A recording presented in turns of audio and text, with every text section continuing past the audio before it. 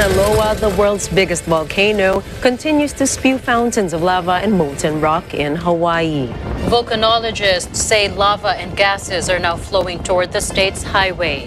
More details on this later in the news. Good evening. I'm CJ Hero. And I am Nina Richie Alagaw Flores. This is Mata ng Agila International. Now for the headlines. President Ferdinand Marcos Jr. remains optimistic despite the country's 8% inflation rate. Senate Blue Ribbon Committee sets its probe on COVID-19 vaccine wastage. Italy's Stromboli volcanic eruption forces closure of schools. Russia's President Vladimir Putin inspects repairs on the Crimean Bridge. And film director Eric Kizon heads Net25's Talent Center.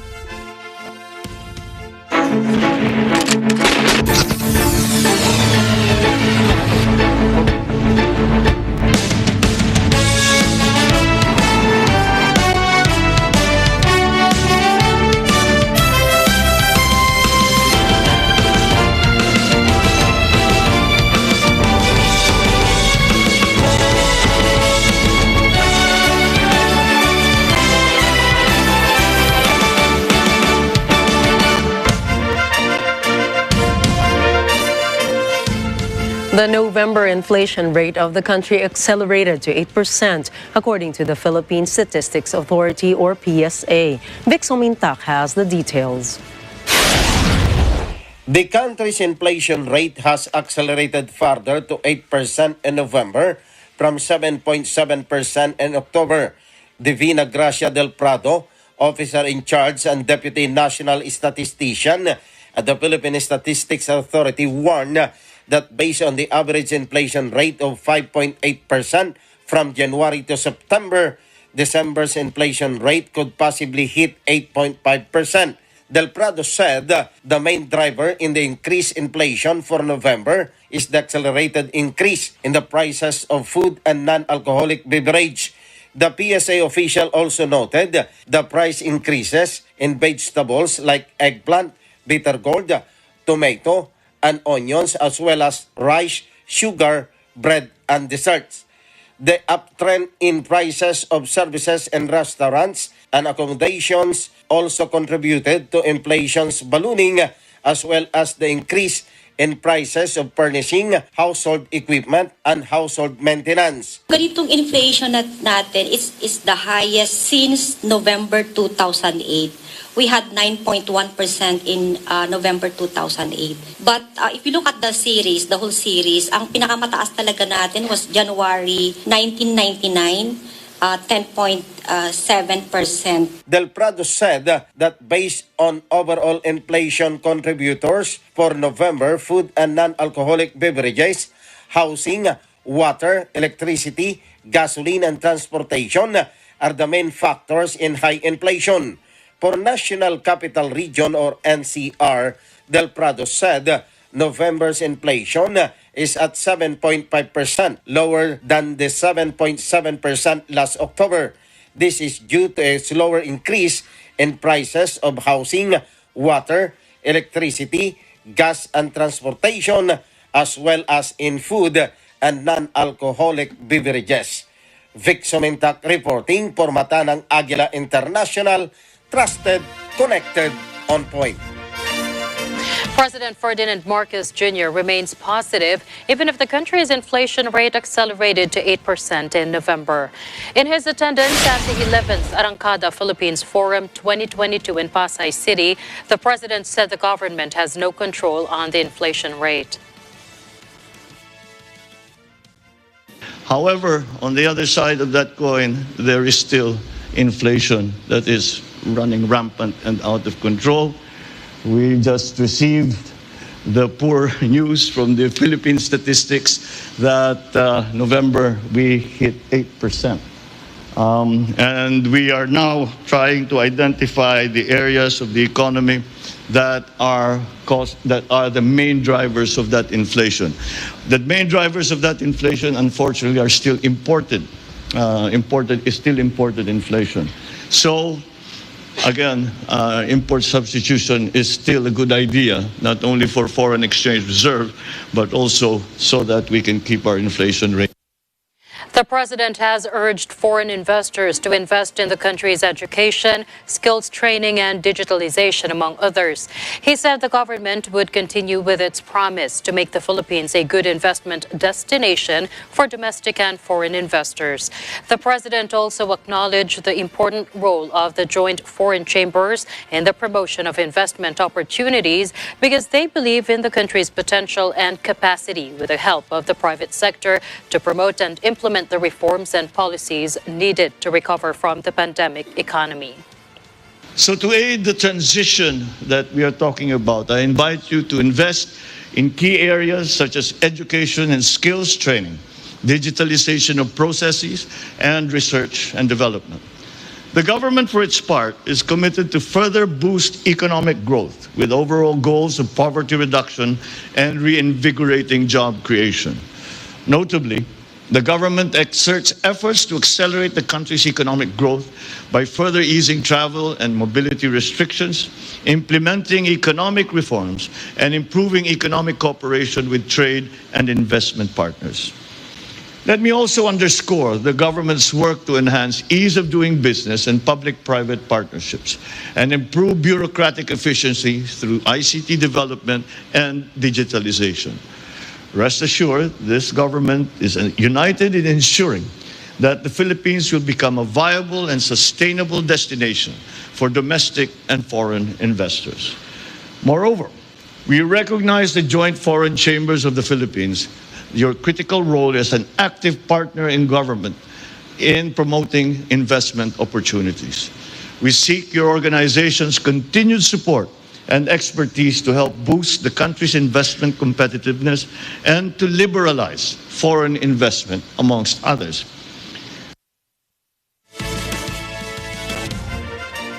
The Bangko Sentral ng Pilipinas, or BSP, has projected inflation to slow down in the coming months. Following the Philippine Statistics Authority's announcement of the November inflation of 8%, the BSP says it is still within their forecast range of 7.4 to 8.2%. But the BSP projects inflation to decelerate because of the decrease in global oil and non-oil prices, the negative base effects, and the effect of the BSP's interest rate adjustments, which is now felt by the economy. The Monetary Board has assured that it would continue following the inflation outlook and macroeconomic prospect in their December 15 monetary policy meeting. The BSP vowed to do all monetary policy actions to return inflation to a target consistent path. The Senate will look into the COVID-19 vaccine wastage as reported by the Department of Health, which may reach almost 22 billion pesos. Paulo Ramos has the details. The Senate Blue Ribbon Committee has set for next week its probe on the COVID-19 vaccine wastage. In a report submitted by the Department of Health in the Senate, it admitted that the vaccine wastage has reached 44 million doses, or an equivalent of 22 billion pesos. Senate Blue Ribbon Committee Chairman Senator Francis Tolentino said the probe would focus on why and how was the vaccine gone to waste. He said the government is trying hard to find ways to procure the vaccine, and it's unfortunate that many are wasted. Tolentino also reminded that the government loaned money and diverted funds from other projects to procure the vaccines. There's an article before wherein the private sector was asking the Department of Health, please allow now the start of the second booster.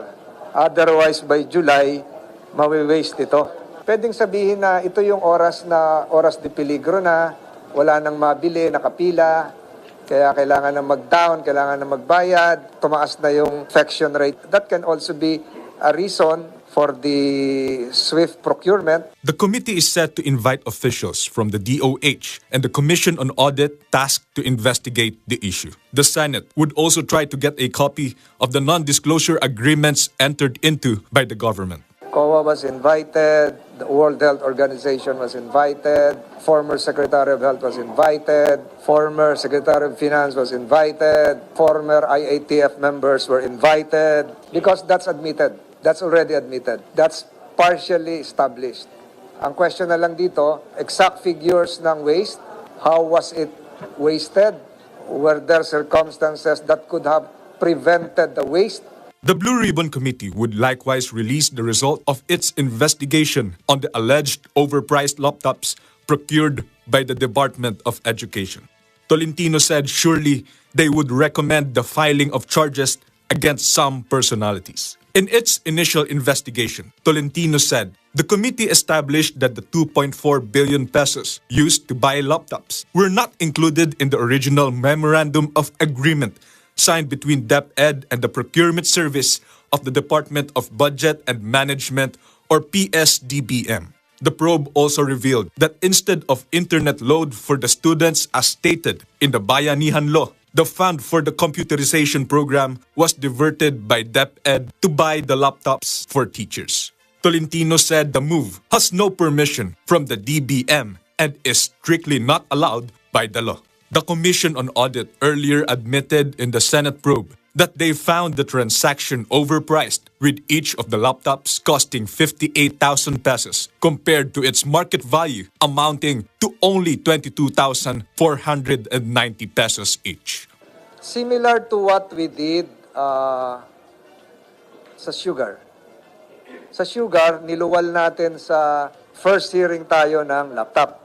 Yung first hearing natin ng vaccines, 44 million wastage, will lead to the birth of the committee report of the laptop. Everything will be done before lunchtime of 14 December. Paulo Ramos for Mata ng Agila International. Trusted, connected, on point. President Ferdinand Marcos Jr. wants the Department of Health to refocus its campaign on other public health issues aside from COVID-19. The president mentioned in particular cases of human immunodeficiency virus, or HIV, tuberculosis, and the flu. Eden Santos reports. President Ferdinand Marcos Jr. has directed the Department of Health to include in their priorities other public health concerns aside from COVID-19. The president made a directive during a meeting with the DOH officials in Malacanang on Tuesday, December 6. The president said the DOH should also prioritize the campaign against human immunodeficiency virus, or HIV, and tuberculosis infections. We are continuing to monitor the COVID and all its new variants, but we have reminded DOH that there are other issues beyond COVID, and since COVID is more or less being managed, we have to put our attention back to public health issues that existed even before COVID. The advanced stage of HIV results in acquired immunodeficiency syndrome, or AIDS, a chronic and potentially life-threatening condition. During the meeting, the president asked DOH officer in charge, Maria Rosario Vergere, about the agency's TB DOTS program aimed at eradicating tuberculosis in the country.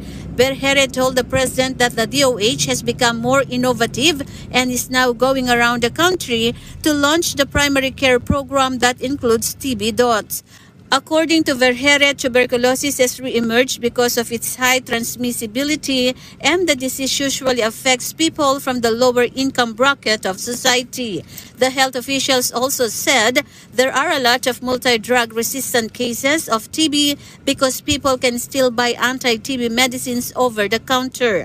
Vergere said the DOH has to intensify its surveillance and monitoring as the agency loses TB patients because of internal migration.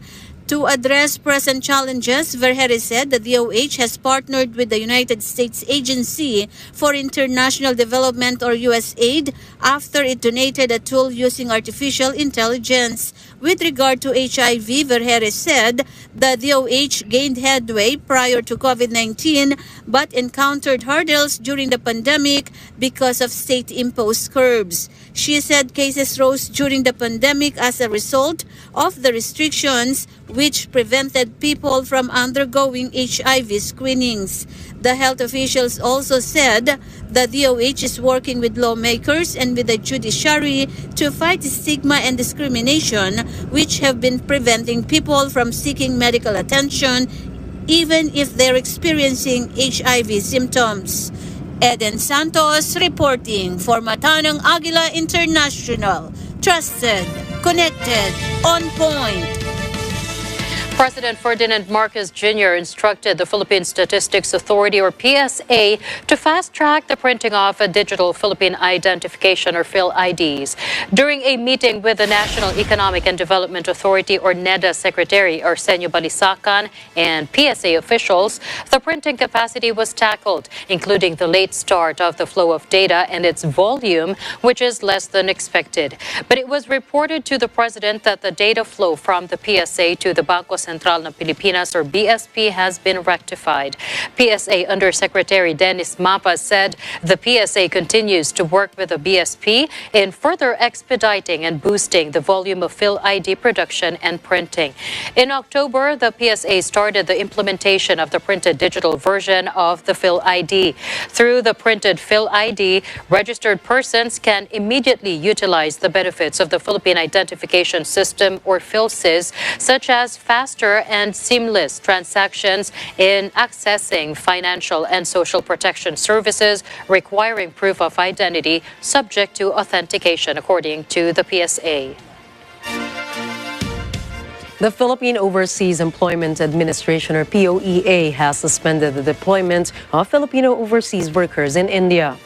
According to POEA, India was declared a non-compliant country as mandated by Republic Act 10022, or the Migrant Workers and Overseas Filipinos Act. In an advisory, POEA said OFWs would only be deployed to countries that will protect their rights and welfare. POEA made the declaration based on the assessment made by the Philippine Embassy in New Delhi, India. On record, almost 2,000 OFWs are working in India. Senator Ramon Revilla wants the age of senior citizens to be lowered to 56 years old from the current 60 years old. Let's find out why in this report from Mean Corvera. Senator Ramon Bong Revilla is proposing to lower the age of senior citizens to 56 years old. Revilla said this would enable them to enjoy the benefits earlier and longer. Under Senate Bill number 1573, Revilla is proposing amendments to Republic Act 7432 mandating the age recognition for senior citizens as 60 years old.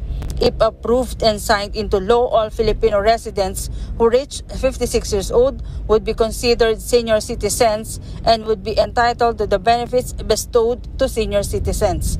These include a 20% discount on services and VAT exemptions to medicines, medical supplies, and equipment.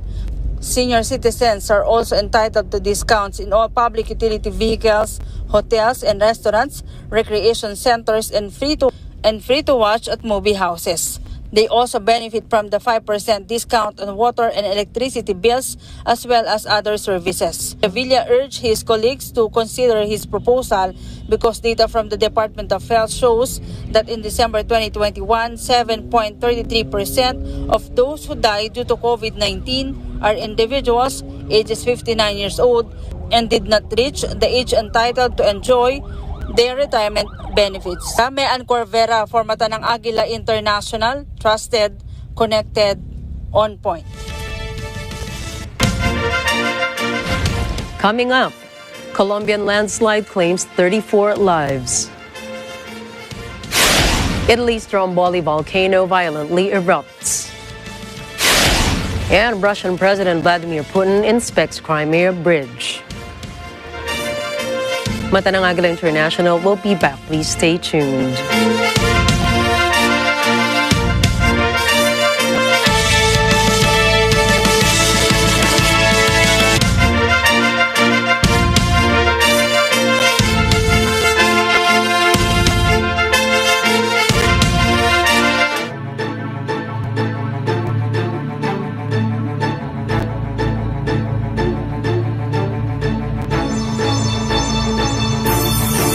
Alam namin ang iyong pagsisikap. Dama namin ang iyong mga sakripisyo. Kita namin ang pagharap mo sa bawat pagsubok. Kaya sa kabila ng mga hamon ng buhay, nandito kami para umalalay. Kasi katulad mo, Gusto rin namin ang magandang bukas para sa kanya.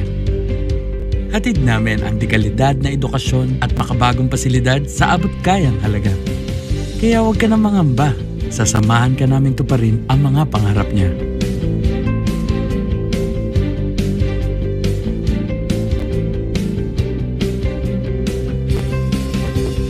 Maaasahan mong sulit dito ang mga pinagsikapan mo.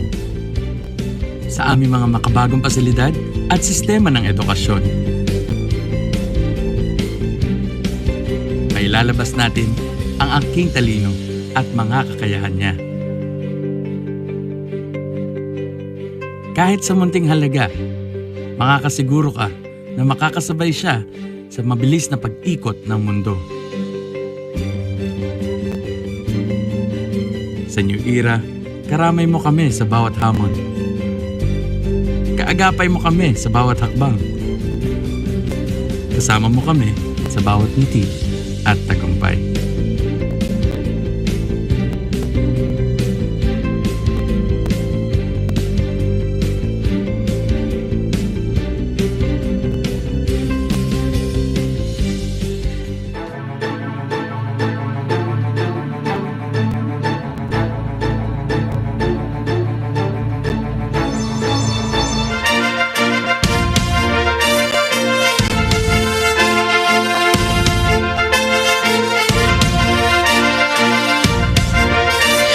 Continues here on Mata ng Agila International.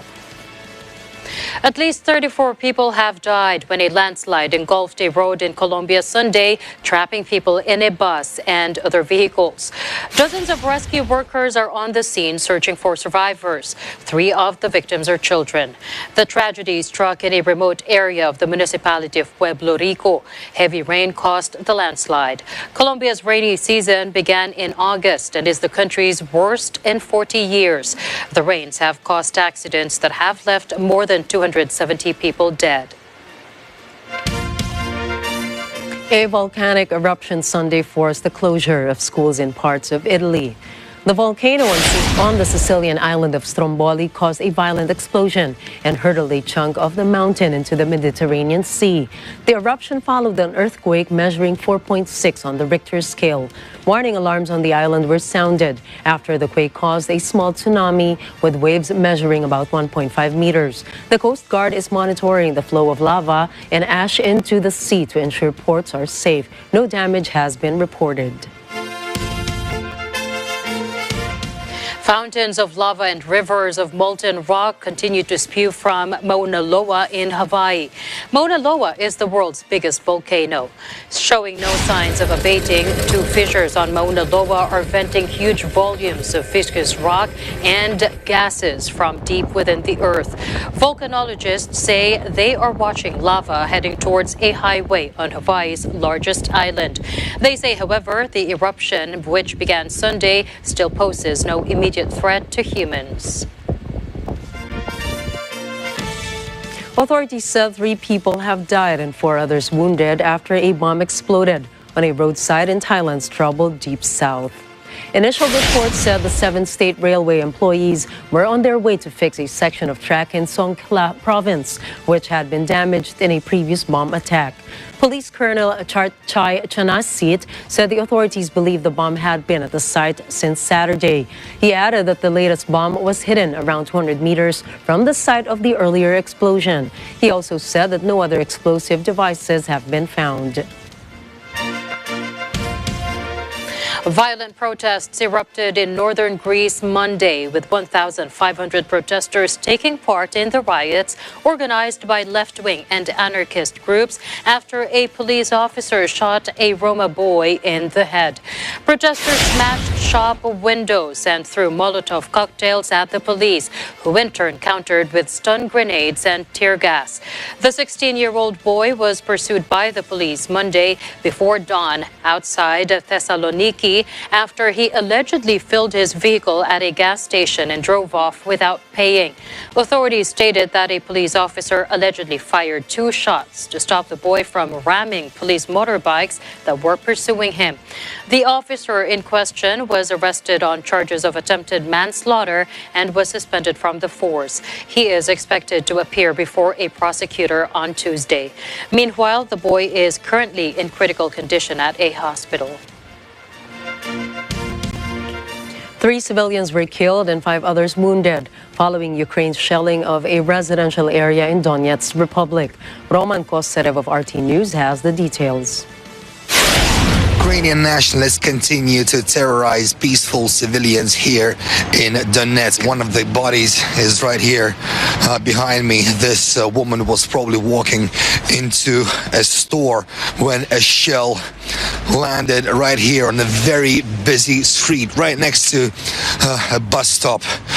Judging from what I'm seeing here on the ground, her head was blown off. Now, there are plenty of shops here, plenty of pedestrians. I've spoken to a woman who was in the store, doing her work during the shelling, and this is what she said.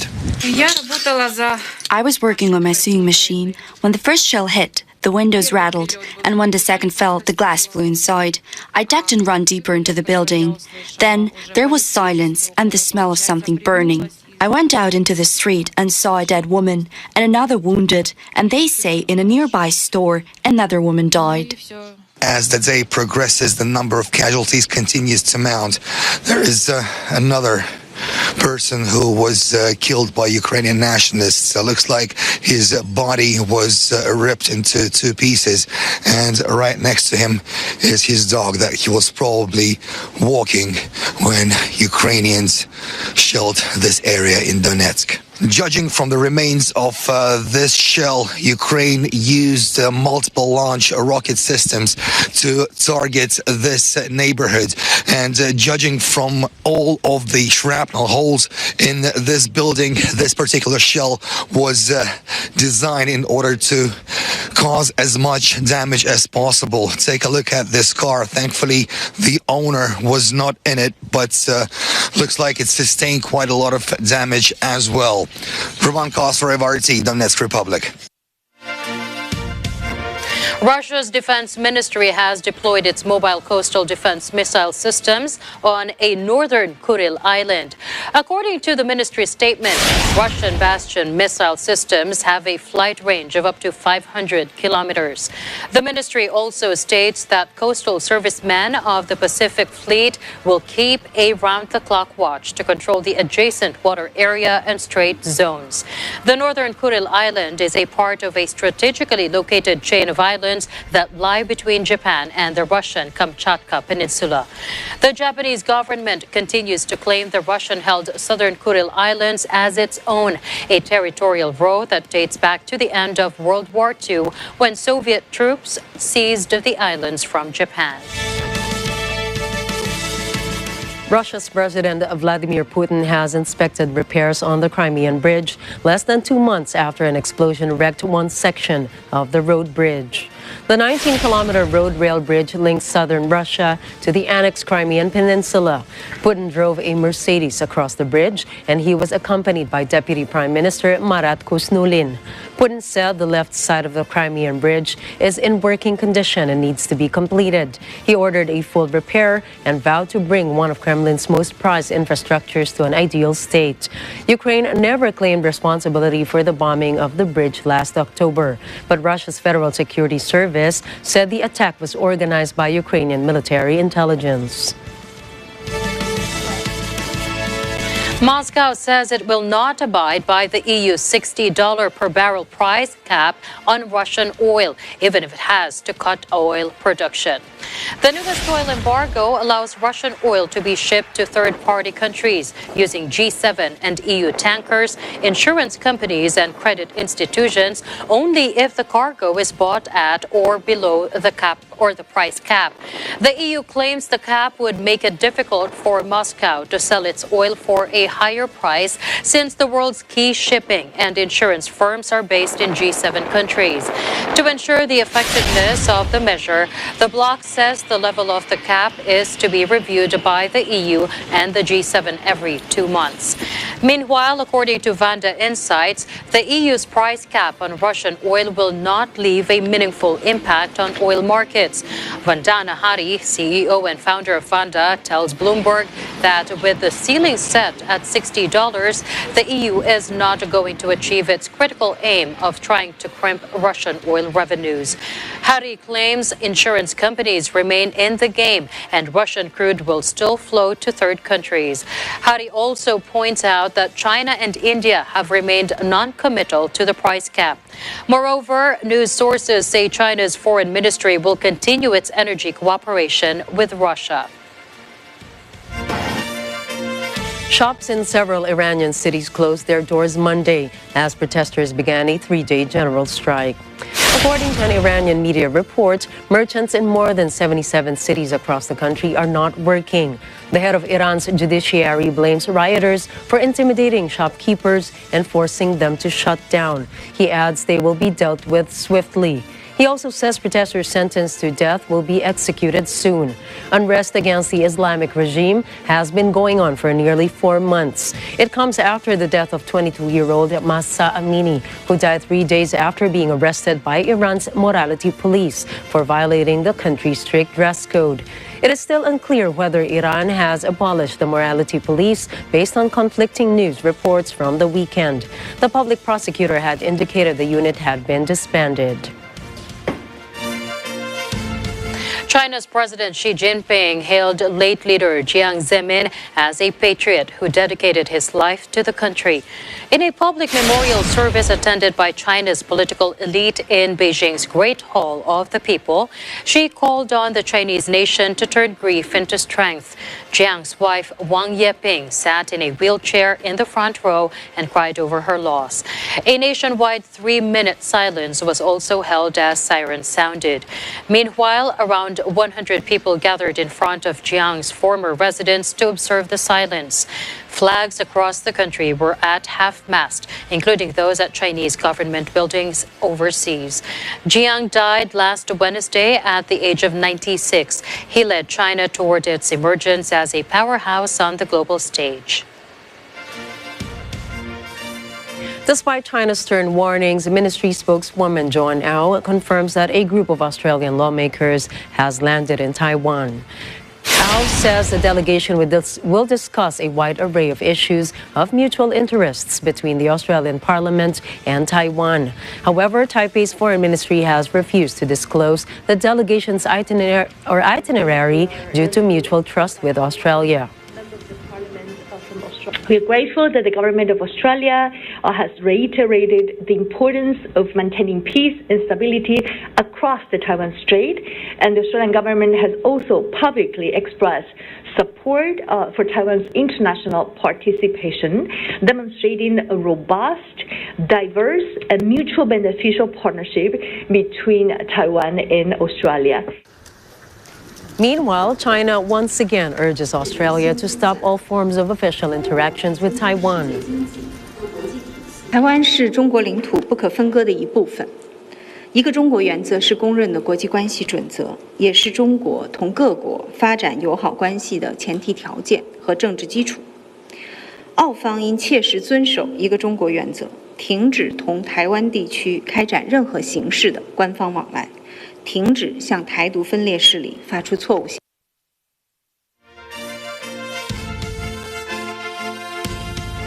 The North Korean troops opened artillery fire on Tuesday in response to South Korea Army shelling in the area adjacent to the contact line. That's according to the General Staff of the Korean People's Army.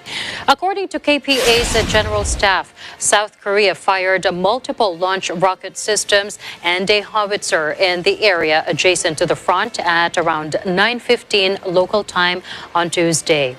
The General Staff of the Korean Korean People's Army added that they gave an alarm of combat readiness for emergency, an urgent instruction on strengthening the watch of the enemy situation to units at all levels, including the front artillery units of the People's Army, and an order to the front artillery units concerned on firing live shells to the sea for the purpose of warning for immediate and powerful counteraction. Additionally, the statement stated that the North Korean Army called upon the South Korean side to put an immediate stop to their provocative military action in the area adjacent to the front. North Korea fired over 130 artillery shells in response to South Korean military drills near the border on Monday, accusing Pyongyang of violating the 2018 Inter-Korean Military Agreement on de-escalating tensions in border buffer zones and demanding a stop to such activity.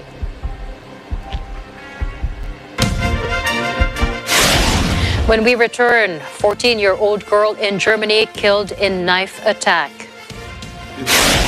Ghana offers a local debt swap as part of IMF talks.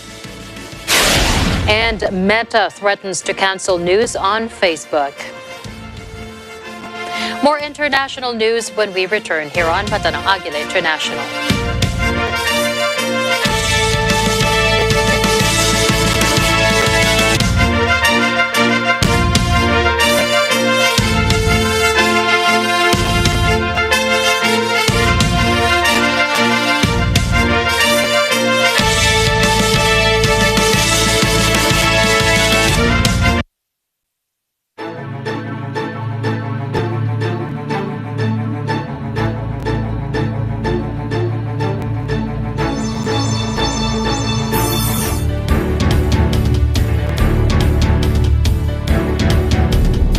Being differently abled makes it difficult to find employment. Good news is, several companies and government agencies have included PWDs into their workforce, and there is rising awareness in their employability. With Embrace Organization for Differently Abled Incorporated, employment is provided through livelihood projects and F&B and wellness businesses. Let's get to know more about Embrace's latest ventures to help the differently abled. 60% po ang kabuoang workforce po ng mga differently abled po sa Embrace Organization. Yun po ang isa sa mga mission po ng Embrace talaga na makapagbigay po ng livelihood sa mga marginalized sector ng lipunan, yung mga differently abled. Open for business with Cesar Vallejos, Sunday, 9 p.m. Online 24/7. Click dito, like doon, selfie ng selfie, tutok ng tutok sa social media. Nandiyan pala kayo mga kaagapay. Hook na hook kasi ako rito sa mga trending na young agri-preneur. Sa mga social media sites o sa mga vlogging community man, hindi mahuhuli riyan ang usapang agriculture. Kaya ngayon, makikilala natin ang mga trending nating mga kaagapay na farmer pa. O di ba? Sangka pa. Ako po, si Robin Padilla. At ito po ang ulat. Kaagapay sa hanap buhay. This portion is brought to you by Source Alliance.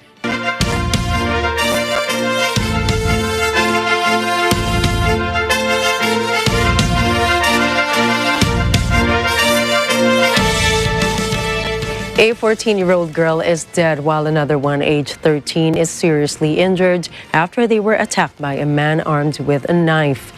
It happened in a southwestern German village as the girls were walking to school on Monday morning. The older girl was taken to the hospital, but she died of her injuries later in the day. Shortly after the attack, police arrested a 27-year-old man who is said to be of Eritrean origin at a nearby house along with two other men. There is no indication of the motive or whether he knew the girls.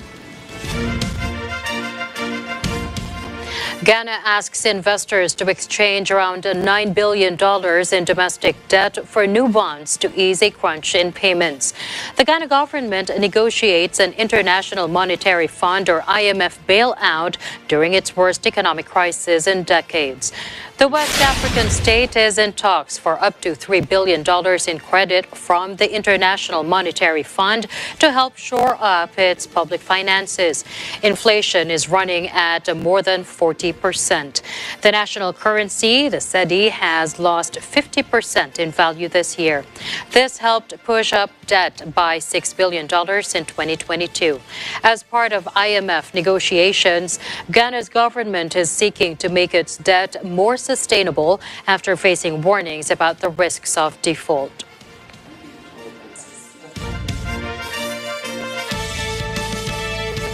A court in the Central African country of Chad has handed down 2- and 3-year jail sentences to 262 people who were arrested after deadly protests in October. A total of 401 people had been put on trial in the country's maximum security Toro prison, located 600 kilometers from the capital. Another 80 people were given suspended sentences and 59 were released. Lawyers boycotted the proceedings, saying they were deliberately moved far from public view. The defendants were charged with unauthorized gathering, destroying belongings, arson, and disturbing public order. About 50 people died, including 10 members of the security forces, when police opened fire on the demonstrators. The crowd was protesting the ruling military's failure to transition to civilian rule.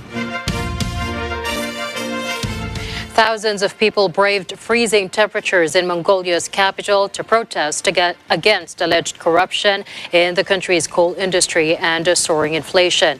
The protesters demonstrated in negative 21 degrees Celsius weather, demanding that justice be meted out against corrupt officials. They claim that corrupt lawmakers with ties to the coal industry have stolen billions of dollars worth of coal.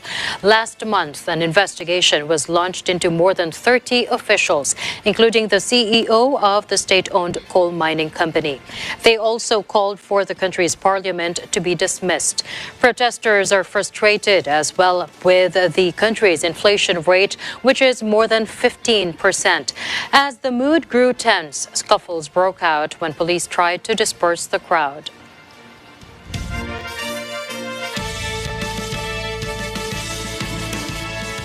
Facebook's parent company Meta says it may quit carrying news on its platforms if U.S. lawmakers pass a bill that could give media outlets more leverage in negotiating usage fees for their content. News sources say U.S. lawmakers plan to add the media initiative to a must-pass annual defense authorization bill to help the Journalism Competition and Preservation Act, or JCPA, push through. Meta spokesman Andy Stone tweets, rather than submitting to government-mandated negotiations that unfairly disregard any value that Facebook provides to news outlets, they will be forced to consider removing news from their site. Stone insists that publishers and broadcasters put their content on Facebook since it boosts their profit. He says that no company should be forced to pay for content. Yet the News Media Alliance, an industry trade group that has lobbied for the JCPA, describes Meta's threat as undemocratic and unbecoming. In the Canadian city of Toronto, community leaders and educators are finding ways to address the alarming rise in school violence. Yolanda Aspiras tells us more. In the last 2 months, reports concerning fights and crime in Toronto schools have been on the rise, causing great concern for students, parents, and staff.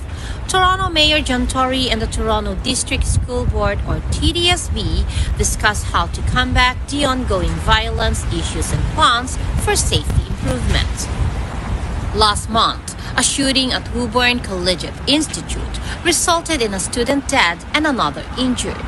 This month, a stabbing incident at Birchmont Park Collegiate resulted in a student with life-threatening injuries. At York Memorial Collegiate Institute, staff has been concerned about the ongoing danger in the school with the rise of fight clubs.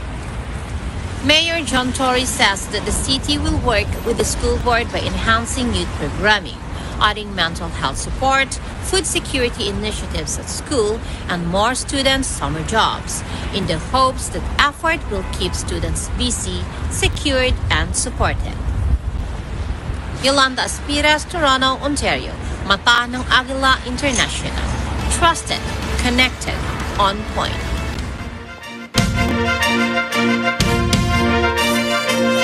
Later in the news, NASA's Orion spaceship slingshots around moon and heads home. Brazilian fans celebrate a win over South Korea in World Cup. And film director Eric Quizon heads Net25's own talent center. Mata ng Agila International. We'll be right back. Please stay tuned.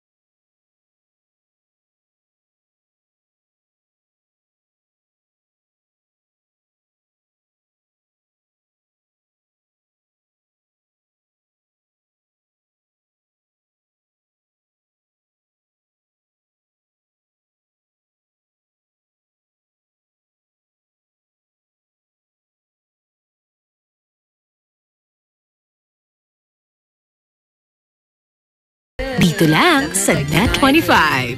Panalo tayo pag together, walang talo pag together. Let's stand together sa Net25.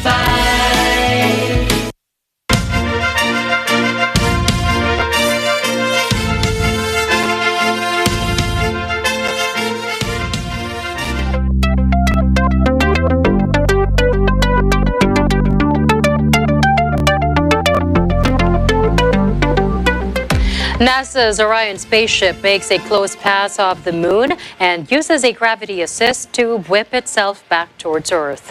This marks the start of the return journey for the Artemis 1 mission. We are on flight day 20 of our planned 26-day mission, and we continue to proceed along the planned mission profile.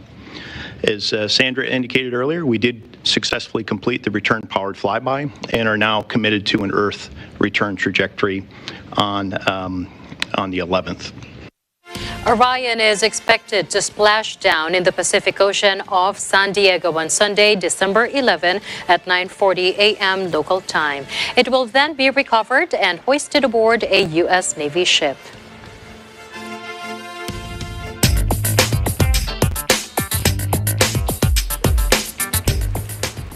One tweet by Tesla boss and Twitter owner Elon Musk has left Bulgarians over the moon.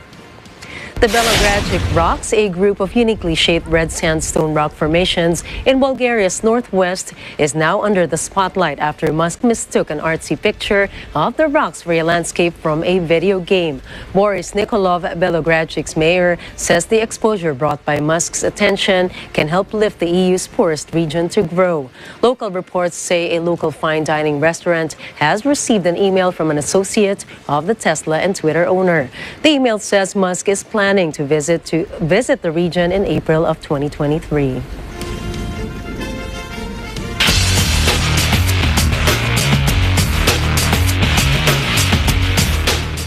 Fans celebrated after Brazil won its match against South Korea at the World Cup 2022.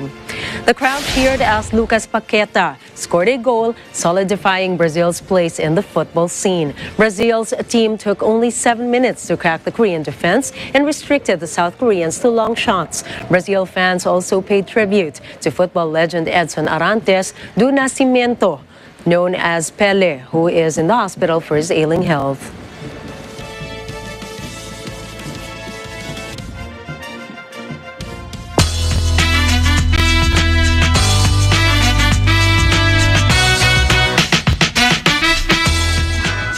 Emmy-winning actress Kirstie Alley, best known for the 80s and 90s movie franchise Look Who's Talking and NBC sitcom Cheers, has died December 5th at the age of 71 from a battle with cancer.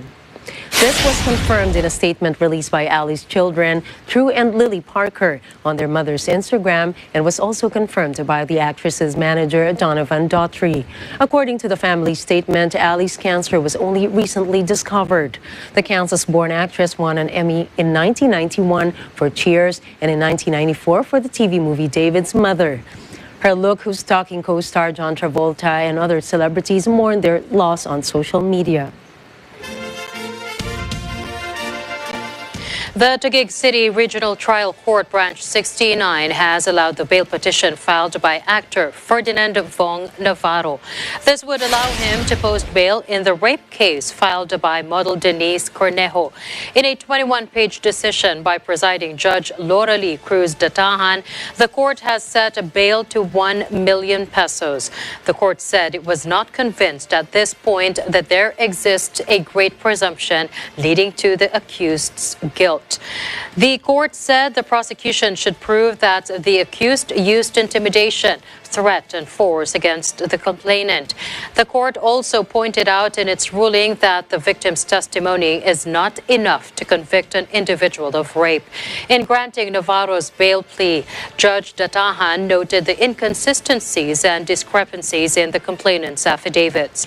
The judge clarified that although it allowed Navarro to post bail, the court would still have a final assessment of the evidence presented after the full trial on the merits of the case. Net25 will be launching its own talent center. Actor and film director Eric Quizon was chosen to be the head. Here's S. Alvarez for more details. Actor and film director Eric Quizon signed a contract with Net25 to head the network's Net25 Star Center. Direct Eric will lead the talent discovery, talent development, and talent management of Net25 Star Center, which aims to train and develop its homegrown talents. Ang maganda kasi kung meron kang sariling, nag-groom kayo ng sariling talent, then it will be easier for the network na kumbaga magiging accessible yung mga talents para sa mga programang ginagawa ng Net25. The Net25 Star Center is one of the initiatives of Net25 President Cesar Vallejos to support the new formats of programs the network plans to produce in 2023. Talent management, it's called the Net25 Star Center, and with that, this will give us the opportunity to develop homegrown talents for Net25 that will be tapped in the various programs that we will be launching. Part of Direct Eric's plans is to groom new aspiring talents, sharpen their acting potentials, and make them popular, which the industry needs. Well, being the head of Star Center, so syempre, we're here to teach them, nurture them, and groom them to be the best version of themselves. For now, Direct Eric said they already have a pool of talents from the previous editions that can be part of the talent center. Sa ngayon, ayoko muna magsalita, but syempre, meron na kaming mga nakikita na mga posible na pwedeng maging stars in the future. So, abangan na lang nila. Derek Eric expressed his thanks and gratitude for the trust given to him by the network to head the Net25 Talent Center it would launch. Cez Alvarez, reporting for Mata ng Agila International. Trusted, connected, on point. Oxford Dictionary has chosen goblin mode as the word of the year. The word means a lazy type of behavior, greed, or rejecting social norms or expectations. The phrase was first seen on Twitter in 2009, but became more popular in 2022. Oxford Languages President Casper Grathwohl said because of the experiences people had during the pandemic, goblin mode echoed to the people, especially those who participated in the online vote. The phrase got 93% of the 340,000 votes. In 2021, the Oxford word of the year was vax, while Merriam-Webster chose vaccine. And before we end tonight's broadcast, let's ponder on a quote by music icon and composer John Lennon. He said, "When you do something beautiful and nobody noticed, don't be sad. For the sun every morning is a beautiful spectacle, and yet most of the audience still sleeps." It's kind of sad though, right? Oh, yeah. I love the sunrise. I know, every me single too. day I love to see it. But you know, with the age of social media now here, everyone wants attention. With everything that they do, they want everyone to acknowledge that. And that's the priority. They want notice, they want attention, they want to go viral. They want likes. Oh, but that should not be the goal for everyone, right? And that's a wrap for tonight's news. Catch the latest updates on our social media channels. I am CJ Hero. And I am Nina Richie Elago Flores. This is Mata ng Agila International. Trusted, connected, on point.